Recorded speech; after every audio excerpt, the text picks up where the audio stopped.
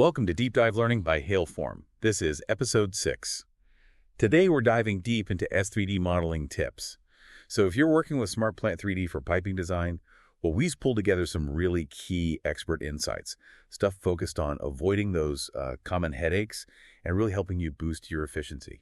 Think of this as your kind of insider track to getting smoother, more accurate SP3D piping designs. Yeah, absolutely. And our goal today, I think, isn't just to list off mistakes. We really want to unpack why these things happen, and explore some more effective ways to design with real confidence in SP3D. We'll look at everything from getting that solid training foundation right up to the fiddly bits of pipe routing and how to actually collaborate well. Okay, let's unpack that. Now, SP3D, Yeah. for maybe someone who's a bit newer to it, what is it exactly that makes it such a go-to software for plant marine engineering? Well, SmartPlant 3D, SP3D, it's from Intergraph, and it's a really powerful 3D modeling tool. It's specifically built for the kind of complexity you get in plant and marine projects. Its real strength, it lets you create incredibly detailed 3D piping systems. Plus, it integrates, seamlessly with other engineering components. It's got good error detection tools built in, and it really helps teams collaborate in real time. It's all about bringing that high level of precision and, efficiency to complex design work. Right, so the serious piece of kit for serious projects, definitely. And I guess with a tool that powerful, getting the basics right is absolutely key. Yeah. Which brings us nicely to our first point. Yeah. Inadequate platform training. It's got to be more than just knowing where the buttons are, right? Oh, absolutely. It's so tempting to just dive in and start modeling, But a really common pitfall is not putting in enough time to really understand SP3D's functionalities, the depth of them. It's packed with features that can seriously streamline your work, but only if you know how to use them properly. Without that comprehensive training, you might find yourself just struggling, working harder, not smarter, missing out on its potential. So thinking beyond just the basics, what specific kinds of training really make a difference for mastering SP3D?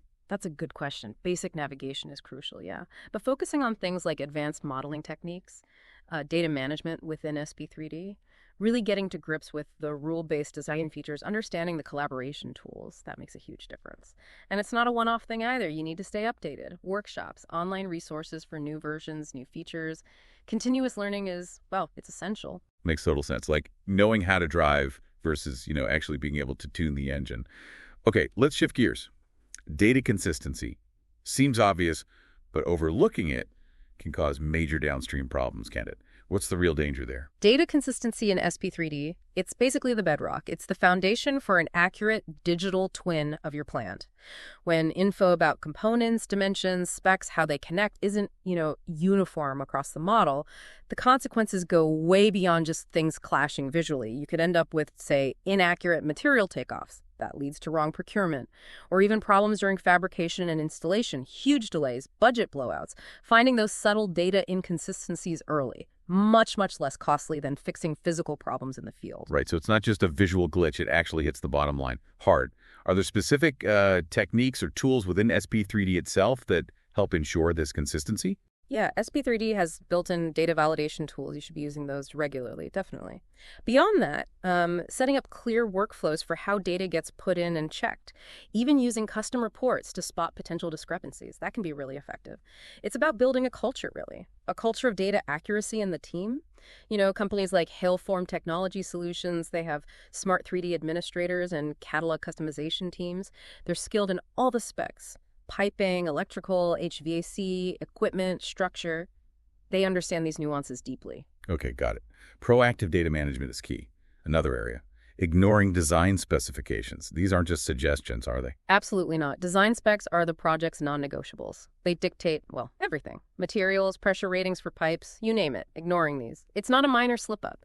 It can lead straight to designs that don't meet industry standards or regulations, that could jeopardize safety, require massive rework, endless approval cycles. You have to design with the end result and all its requirements firmly in mind right from the start. So how do designers make sure they're not just aware of the specs, but actually, integrating them properly into the SP3D models? It really starts with a thorough review. All the project documents, the standards. Get familiar. Then, within SP3D, make sure you're using its capabilities to assign those specifications and, crucially, validate against them. And talk. Regular communication with project engineers, other stakeholders. It's vital. Clarify ambiguities, make sure everyone's aligned. Communication. Yeah, that keeps coming up, doesn't it? Which leads to the next point. Inadequate collaboration. How does poor communication specifically cause problems in SP3D projects? Well, in SP3D, you've often got multiple disciplines working on interconnected parts of the same plant model, right? If communication is poor, teams can just unknowingly design things that crash, spatially or functionally. You might get piping routed right through where structural supports need to go, or electrical trays interfering with HVAC ducts. If you don't catch these clashes early through good collaboration, you're looking at significant rework and delays come construction time. So beyond just, talking more, what specific collaborative features in SP3D, or maybe related workflows, can teams actually use to prevent these clashes? SP3D itself has features like clash detection tools, obviously, and the ability to share and review models across disciplines. But honestly, the human element is just as vital. Things like regular interdiscipline model reviews, using shared project portals for comms, even just having clear rules for how you raise and resolve clashes. That's crucial for a truly collaborative setup. And again, thinking about resources, HaleForm also offers multidiscipline smart 3D modelers. They help clients build models, ensuring those cross-discipline factors are baked in from the start. Makes perfect sense. Okay, let's switch focus slightly to the digital infrastructure itself. Failing to update the software. This isn't just about missing out on shiny new features, is it? Not at all. I mean, new features can boost productivity, sure, but keeping SP3D updated with patches and new versions, it's mainly about stability, security, and, crucially, compatibility. Updates often contain critical bug fixes, stuff that prevents weird software behavior or, worse, data corruption, plus using old versions.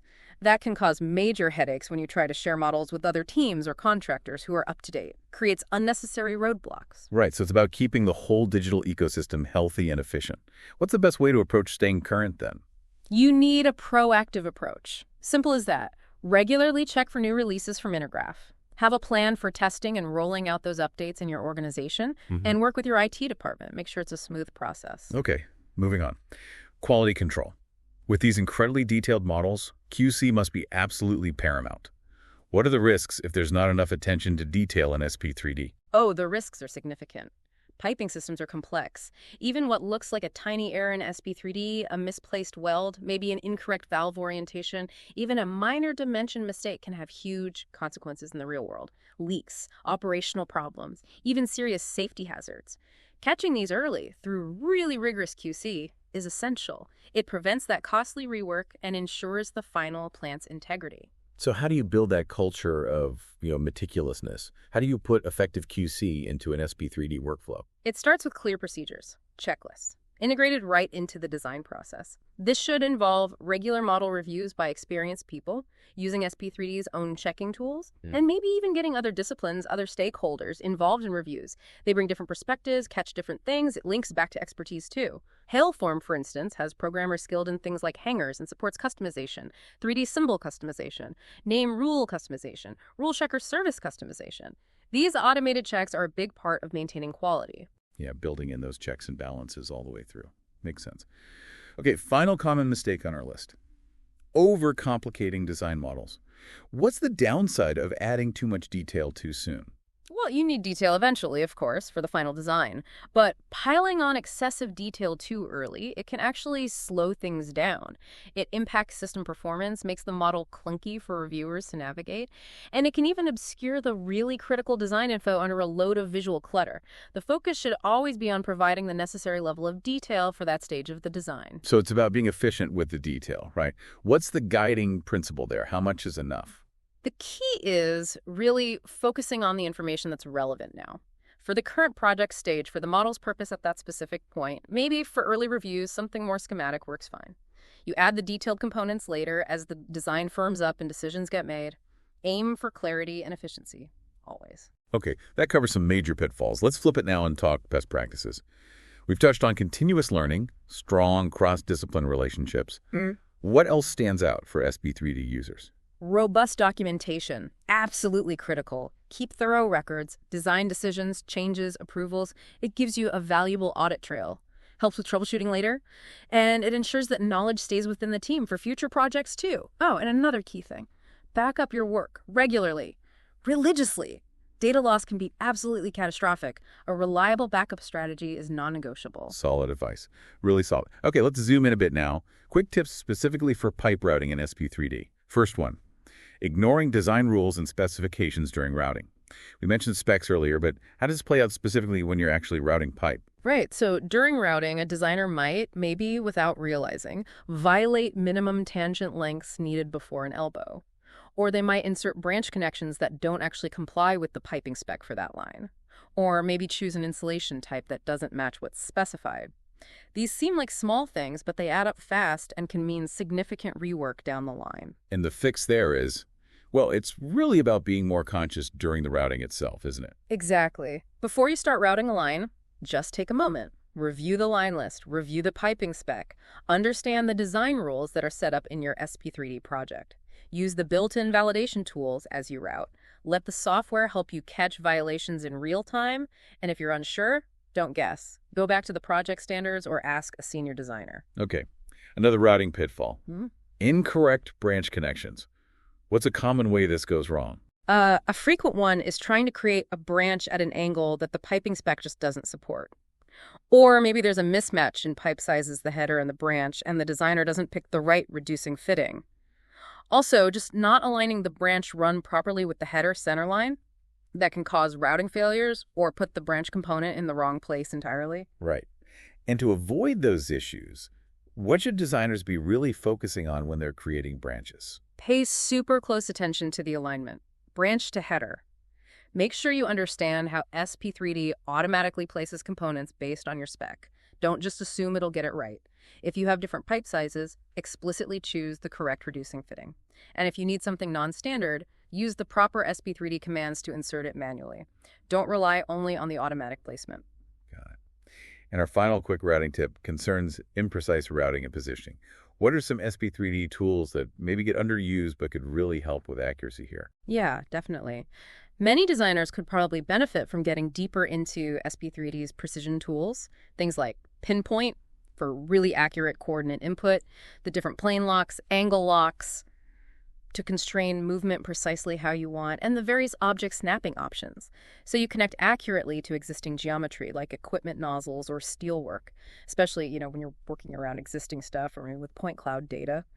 Mastering these tools is just crucial. Avoids clashes, ensures accurate pipe lengths and angles. So it's really about leveraging the software's power to be as precise as possible from the get-go. Absolutely. Take the time up front to master these precision routing techniques. It will save you so much time and hassle later by minimizing rework caused by inaccuracies. That is some incredibly valuable guidance, really practical stuff for anyone using SP3D for piping design. It seems pretty clear that understanding the software deeply, paying sharp attention to detail, and really fostering good communication. That's the core of it. Exactly. It's about that shift, isn't it? Moving beyond just operating the software to truly mastering it as a tool for efficient, accurate design. And just a quick reminder for everyone listening, HaleForm Technology Solutions offers a really wide range of expertise in Smart3D. That includes administration, catalog customization across piping, electrical, HVAC, equipment, structure, and programming for hangers, supports, symbols, name rules, rule checkers, you name it. Plus, their multidiscipline Smart3D modelers are available to help with your modeling projects. You can reach them easily at business.development@haleform.com. So for you, our listener, really taking on board these common pitfalls, actively using these solutions and best practices, it's undoubtedly going to lead to smoother, more efficient, and just plain more accurate piping designs in SP3D. Yeah, we've covered a lot, haven't we? The importance of that solid training, the absolute necessity of rigorous data management, the critical role of sticking to specifications, and the undeniable power of strong collaboration. Plus, those specific tips on pipe routing where attention to detail can save you from costly mistakes later on. And one last time, if you are looking for expert support with Smart3D administration, customization, modeling, definitely reach out to HaleForm Technology Solutions. That email again, business.development@haleform.com. Now, here's something for you to think about. Reflecting on your own SP3D projects, your current workflows.